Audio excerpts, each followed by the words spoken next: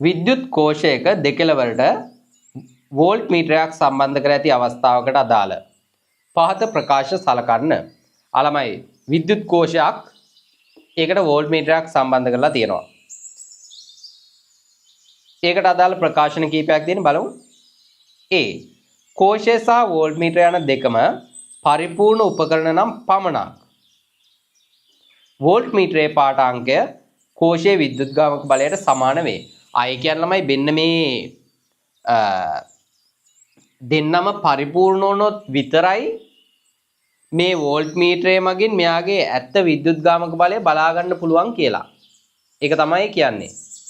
මේ දෙකම පරිපූර්ණ වුණොත් විතරයි කියලායි කියන්නේ. ළමයි එහෙම එකක් නෑ හරිද? දැන් මෙයාගේ අභ්‍යන්තර ප්‍රතිරෝධයක් තියෙනවා කියලා හිතමුකෝ. මෙයාගේ අභ්‍යන්තර ප්‍රතිරෝධයක් නෑ. මෙයා පරිපූර්ණ කෙනෙක්. අයිඩියල් වෝල්ට් මීටර එකක්. ළමයි මෙයා විතරක් පරිපූර්ණ වුණාම හොඳටම ඇති.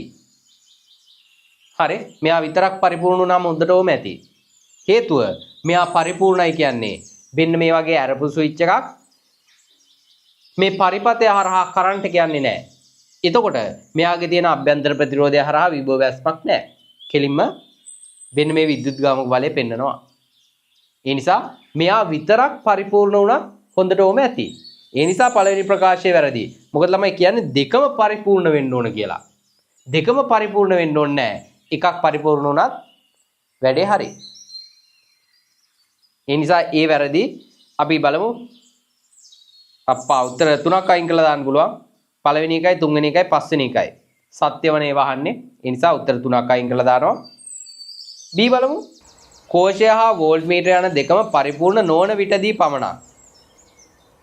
කෝෂය හා වෝල්ට් මීටර යන දෙකම පරිපූර්ණ වෙන්නේ නැති අවස්ථාවේ විතරයි වෝල්ට් මීටර පාඨාංකය කෝෂයේ විද්‍යුත්ගාමක බලයට සමාන නොවෙන්නේ කියලා කියන්නේ. ඒක හරි ළමයි. මේ දෙකම පරිපූර්ණ වෙන්නේ නැති අවස්ථාවේ විතරයි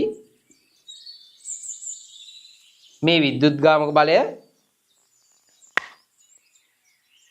වෝල්ට් මීටරයේ පාඨාංකයට සමාන වෙන්නේ නැත්තේ. හරිද? මෙයා පරිපූර්ණයි නම් මෙයා පරිපූර්ණ නොවි ඔන්න විද්‍යුත්ගාමක බලය මැනගන්න පුළුවන්. හරිද? මෙයා පරිපූර්ණ නොවි මෙයා පරිපූර්ණ වුණොත් ඒත් ළමයි මෙන්න මේ දෙකලවර විභවය කියන්නේ මේ බැටරියේ විද්‍යුත්ගාමක බලය. ධාරාව ගියාට ළමයි මෙන්න මේ ඇතුලේ තියෙන විද්‍යුත්ගාමක බලයෙන් අභ්‍යන්තර ප්‍රතිරෝධය හරහා අඩු වෙන්නේ නැහැ කිසියම් ප්‍රමාණයක්. අභ්‍යන්තර ප්‍රතිරෝධයක් නැහැනේ පරිපූර්ණයිනේ. ඒ නිසා හරිද මෙතන ප්‍රතිරෝධය හරහා අඩු වෙන ටික එහෙම එකක් නෙමෙයි මෙතන දෙන්නේ. හරිද? එහෙම වුණොත් ළමයි උත්තරයක් ගන්න වෙන්නේ නැහැ අපිට. හරිද? ඒ නිසා මේ වෝල්ට් මීටරයෙන් බලද්දි මේ අතර විභවය මෙන්න මෙයාගේ විද්‍යුත්ගාමක බලය විදිහට පෙන්නනවා. ඒ නිසා ළමයි මේ දෙන්නගෙන් එක්කෙනෙක් පරිපූර්ණ වුණොත් හොඳටම ඇති හරියටම විද්‍යුත්ගාමක බලය හොයාගන්න. C කෙනෙක් කෙනා තමයි ළමයි අපෙන් C කෙනෙක් කෙනාගේ අන්නේ කතාව කියනවා. කෝෂය සහ වෝල්ට් මීටර යන දෙකෙන් ඕනෑම එකක් පරිපූර්ණ විටදී වෝල්ට් මීටර පාඨාංකය කෝෂයේ විද්‍යුත්ගාමක බලයට සමාන වෙයි කියලා. හරිද? ඒ නිසා Bත් හරි Cත් හරි. හරි? B කියන්නේ ළමයි මේ දෙන්නම පරිපූර්ණ වෙන්නේ නැති අවස්ථාවේ විතරයි මෙන්න මේ වෝල්ට් මීටර පාඨාංකය මෙයාගේ විද්‍යුත්ගාමක බලයට සමාන වෙන්නේ නැත්තේ කියලා. ඔව් ළමයි. ඒ වෙලාවේ විතරයි එහෙම වෙන්නේ නැත්තේ. තාත්වික අවස්ථාවක් අපි එදිනදා ජීවිතේ බැටරියක වෝල්ටීයතාවය මනිද්දී වෙන්නේ අන්න ඒ වගේ දෙයක්. හරිද? මේ දෙකෙන් එකක් පරිපූර්ණ වුණා නම් හොඳටම ඇති. මෙන්න මේ වෝල්ට් මීටරයේ පාඨාංකය බැටරියේ විද්‍යුත්ගාමක බලයට සමාන වෙන්න. හරි? ඒක හොඳ ප්‍රශ්නයක් ළමයි. ඒකට ළමයි හතරවෙනි උත්තරේ B හා C පමණයි.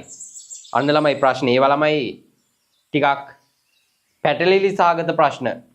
හරිද? මම හිතනවා ඒක තේරෙන්නේ නැති කියලා ළමයි ඒක හොඳ ප්‍රශ්නයක්. හරි හතරවෙනි උත්තරෙන් යන්නේ එහෙම.